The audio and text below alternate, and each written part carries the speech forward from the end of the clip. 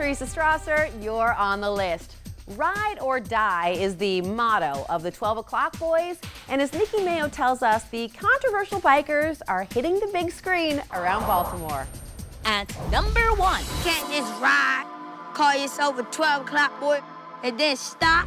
You see them flying through the streets and buzzing through the alleys. The 12 o'clock boys will be riding into theaters tomorrow. After dazzling audiences at Sundance and the Athens Film Festival, the documentary film follows the lives of the Baltimore motorcycle group.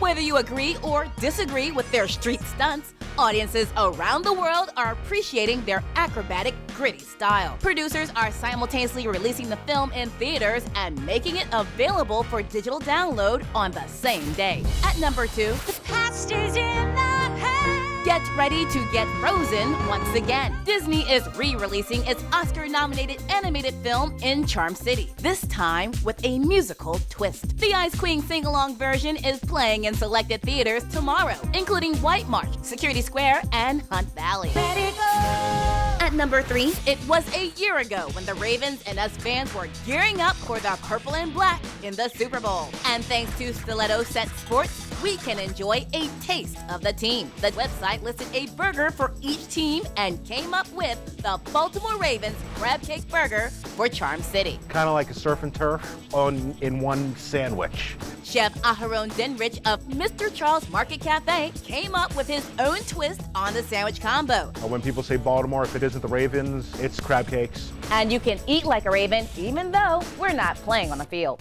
Yummy. You can check out the sandwich for all 32 teams on my Facebook page. Now you're caught up and glued into what's happening around Baltimore. I'm Nikki Mayo.